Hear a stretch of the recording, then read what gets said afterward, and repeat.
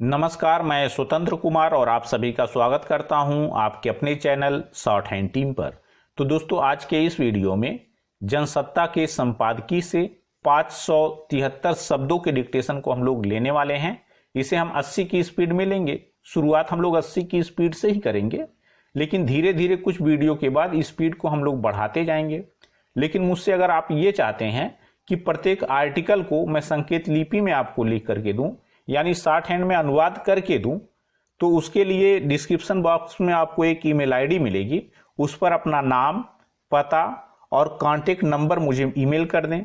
आउटलाइनों को प्राप्त करने का क्या प्रोसीजर है मैं वो आपको बता दूंगा। अगर आप लोगों की संख्या ज़्यादा हुई तो मैं इस काम को स्टार्ट कर सकता हूं, लेकिन अगर संख्या कम हुई तो हमारी वहां पर मजबूरी होगी। 80 की स्पीड में आपका डिक्टेशन स्टार्ट होगा 5 सेकंड के बाद। तब तक के लिए आप रेडी रहें।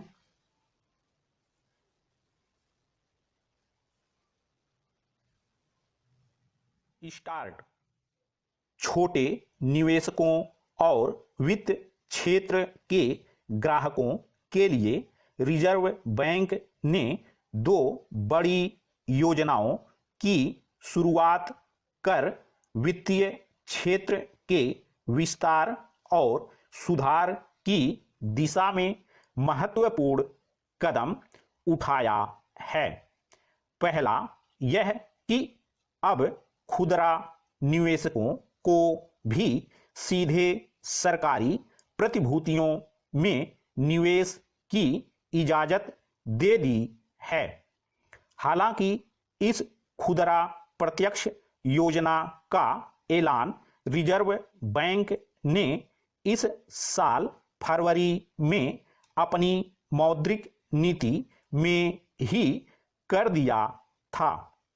शुक्रवार को प्रधानमंत्री ने इसका शुभारंभ किया।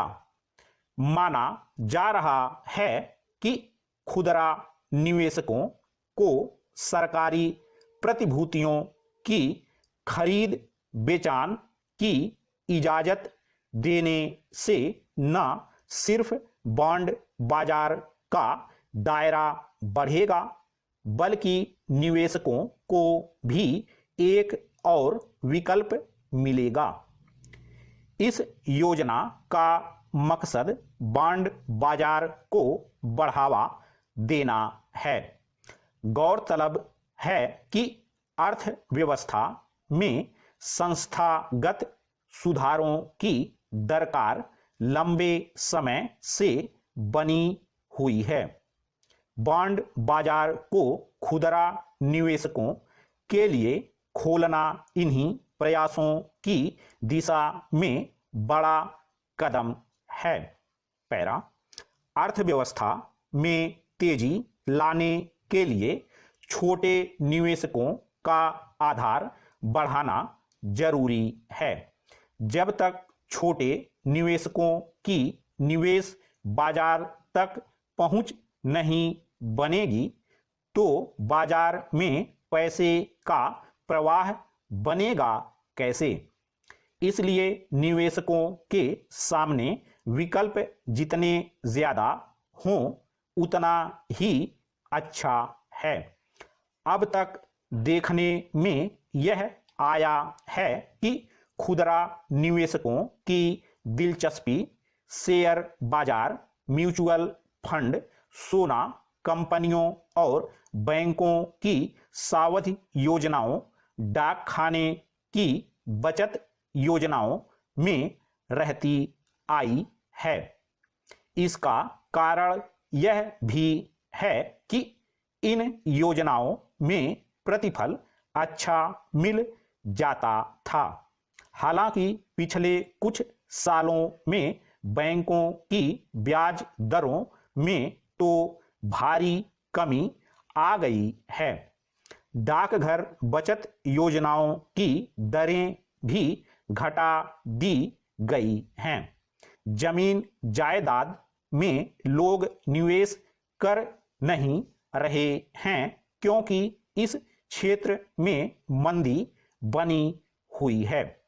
इसलिए लोगों के सामने बड़े विकल्प के रूप में शेयर बाजार ही बचा रह गया।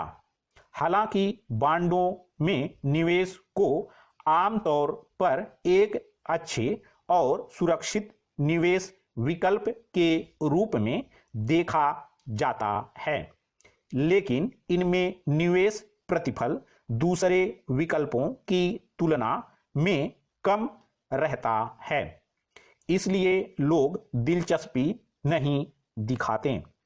अब देखने की बात यह होगी कि जो सरकारी बॉन्ड आएंगे उनकी ब्याज दरों का हिसाब क्या रहता है।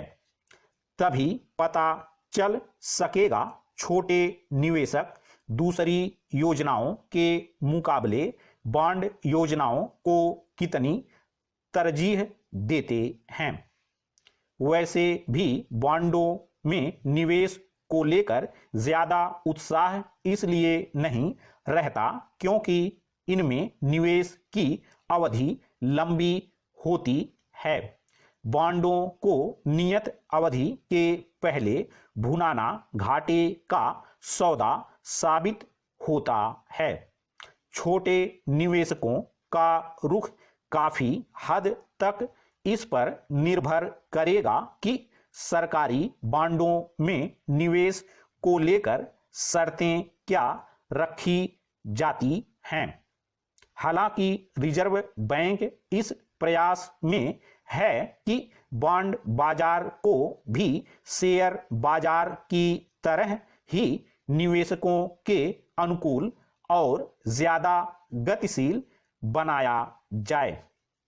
पैरा, केंद्रीय बैंक ने निवेशकों और बैंक ग्राहकों के हितों की सुरक्षा के लिए अब एकीकृत लोकपाल योजना शुरू की है। अभी कई तरह की वित्तीय सेवाओं से संबंधित विवादों के निपटारे के लिए लोकपाल व्यवस्था भी अलग अलग बनी हुई है। इससे लोगों को बेहद मुश्किलों का सामना करना पड़ता है।